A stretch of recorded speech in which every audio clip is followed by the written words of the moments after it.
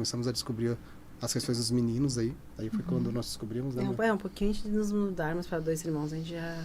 Porque aconteceu, eles começaram a se desenvolver, né? Eles começaram a se desenvolver, brincavam com o outro, começou a falar algumas palavrinhas, e chegou aquele tempo que é o que a gente chama de poda neural, né? E eles começaram a se afastar, era como se fosse assim, não brincavam mais junto, as palavras que eles falavam não falavam mais, foram reduzindo. Teve a questão da pandemia também, né? Sim. Então, a gente começou a procurar os médicos, né? A pediatra dizia que não, era normal. Porque tinha muito aquela coisa assim, nossa, a criança com 18 meses tem que falar tantas palavrinhas. Eu lembro que eu questionava, né? Ela, não vai pela internet. Mas aí eu aprendi que a gente sempre tem que confiar no instinto nosso, né? Naquilo que a gente sente, que, né? Deus, ele sempre vai nos mãe, avisando. Ainda mais mãe, exato. E então, a gente começou a ter esse olhar mais atento. Depois nós temos também um outro caso na família, né? E eu lembro que essa pessoa, ela nos orientou, né, sobre isso. Olha, eu vejo que o teu filho faz alguns movimentos características de crianças com autismo. Então, a gente também levou isso e a pediatra sempre dizendo que não. Até que teve um momento ali que a gente se deparou com uma criança que era muito mais nova que os nossos e a gente percebeu que não, realmente tem alguma coisa. Não é normal, né? A gente não compara nossos filhos, né, com ninguém. Mas a gente entende que a gente tem que... Aquela questão, cada criança tem seu tempo. Tem seu tempo, mas dentro de um tempo, de um limite, né? E tem que responder, né, a questões dentro daquele tempo. Um marco, né? Os marcos de desenvolvimento, né? Então, a gente começou a ir atrás. A gente daí foi se deparar com a questão do autismo, né? Que para nós até então era completamente desconhecido. A minha visão de autismo era autismo severo. Sim. Era só isso que depois que eu fui entender. Nessa caminhada também eu tive uma amiga minha que ela, aos poucos, ela foi falando também.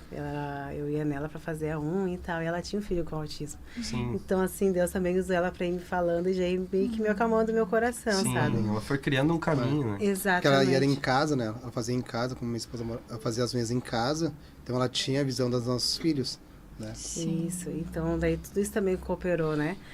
Até que a gente daí resolveu, fomos no médico, no neuro, e o neuro pediu uma avaliação, né? E eu conto que hoje a gente serve muito de ouvido para pais, para poder também orientar por caminhos que a gente passou e que para nós é muito difícil, porque quando tu não sabe de algo que tu vai atrás, tu espera que o médico vai te explicar. E não foi o que aconteceu conosco.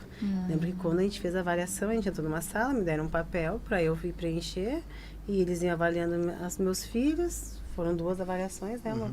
Depois nos mandaram por e-mail, por WhatsApp, e quando a gente abriu aquilo, assim, a gente não entendia nada, aquelas palavras... que vai interpretar muita coisa Exato, técnica, né? Aquelas palavras científicas, eu olhava aquilo, meu Deus, mas meus filhos... Eu não conseguia imaginar nenhum futuro para eles diante daquilo que eu estava lendo, né? Eu só falava sempre pro meu esposo, amor, esse aqui não é os meninos? Eu falava Na verdade, assim, mandaram pelo WhatsApp às 5h30 da tarde. Eu no meio do trânsito, cheguei a semana do trabalho, assim, né? Que era o limite, era numa sexta-feira. E eles mandaram. E eu, sou contador, comecei a olhar e desesperei, né? Tinha níveis que o guri tinha que chegar e tava 0, 1,5 e era 5. Eu, não, nosso filho, não é isso. Aí eu cheguei choroso em casa, né? Porque o que o pai, eu acho que cada pai deve pensar, né? Qual é o futuro do teu filho? Sim. Se eu me ausentar, o que o meu filho vai fazer? E foi o que eu pensei na hora. E aí cheguei, compartilhei com minha esposa, ela falou, não, isso aqui não são nossos filhos. Até aí deu um choro. Pra mim, eu tava choroso. A minha esposa ali naquele momento manteve uma postura, não é o meu filho, eu não aceito, né? E aí nós ligamos para a empresa, né? Então que ela fez para a clínica. E ela pegou e nos ligou, fez uma videochamada e nos explicou que aí seria uma avaliação, que era um suporte leve, que nós deveríamos levar para o médico novamente, né? E só que até aquele momento o abalo emocional já tinha sido feito, né? Então, aquilo ali foi talvez o maior baque para nós, foi aquele modo, porque nós até falamos hoje na clínica, nós temos cuidado. Quando nós falarmos algo para o pai, tem que falar com amor. Sim. E para nós não foi falado, né, amor? Um papel completamente técnico ali. E enviado, assim, de maneira bastante... completamente indelicado para algo que marca a vida, né? Porque poderia... Porque é que nem tu falou, tu já imagina lá na frente, poxa. Como é que eu vou... Ô, Dilson, mas sabe o que é o pior? Que me mandaram o laudo dele, a avaliação que eles chamam, e um valorzinho embaixo para fazer o tratamento. 17 mil reais cada criança. Assim, daí... Foi assim que fez. Eu como assim, gente? Eu chorava, eu não tenho esse dinheiro, como é que é? São gêmeos, né? É Sim. 34 mil reais por Sim. mês.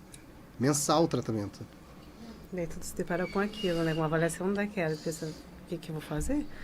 E daí eu lembro que a gente foi passando os dias, a gente tentando se acalmar, né? Então a gente sempre fala que tem um luto, né? Quando tu descobre, realmente tem. Pra tu conseguir se organizar. E tu, às vezes, corre atrás, cada pessoa diz uma coisa, sabe?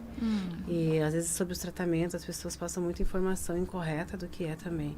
E tu vai atrás do que te dizem, tu acaba desacreditando, levando como uma verdade. E pra nós, foi esse período. Então, a gente parou, pensou e a gente entendeu? Nós temos 2 caminhos a seguir. Ou a gente, né, finge que não, como muitos pais acabam, infelizmente, né, por às vezes não ter, talvez um suporte, eu digo até muito espiritual, acredito também, né? É, né? Fé, que é algo muito importante. Ou a gente para e ignora o que está acontecendo, ou a gente toma uma posição e entende que isso é um propósito. Né? E fácil não é, né? A gente falando assim, parece que foi fácil, não. Foi muitas noites de choro. É cansativo, às vezes é desesperador, porque o que é a criança com autismo? É como se tu fosse sentar para ver um filme em inglês, sem falar inglês, sem ter tradutor nem nada, e tu tem que adivinhar o que está sendo falado. Tem que ir Então, intuindo, interpretando. Exatamente. Então, teu filho está com dor, tu não saber onde está doendo. Ou teu filho tem algo incomodando, ele não saber se expressar. Então, essa parte é a mais complicada. Tu fica pensando, como é que vai ser o futuro do meu filho? Ele vai para a escola, ele volta, não sabe me dizer o que aconteceu na escola. Então, o que a gente vai fazer com tudo isso? Vamos, então, buscar ajuda, né? E desde então, a gente é a Deus, né? Sabe que é Ele que faz tudo, eu falei, né? Pode ter profissionais excelentes, mas é Deus quem faz o Sim, milagre. há uma força que vem do meio dessa fraqueza que a gente sabe que não é humana. Exatamente. E a gente começou a ir atrás, começou a estudar. Eu acho que uma coisa que é muito importante, a gente está muito acostumado hoje em dia com o iFood, tudo pronto, né? Tudo que me entrega, isso é pronto, é o mais fácil. Mas não, é ir atrás de informação. A capacitação. Capacitação. Você me falou muito sobre isso, é capacitação. Uma coisa que eu acho muito bacana, que eu gosto de falar, né, que o meu sonho como pai era chegar do trabalho e meu filho falar assim, papai chegou. E eu demorei, depois que nós descobrimos o autismo, mais ou menos uns 6 meses para ouvir isso. Papai. Tipo, não falou o papai chegou, né, mas papai. Nossa. Sim, já tinha um caminho. Cara, eu chorei, eu comecei a chorar. Amor, amor, ele falou, papai chegou. Pra mim, o papai chegou. Claro. Ele só falou papai.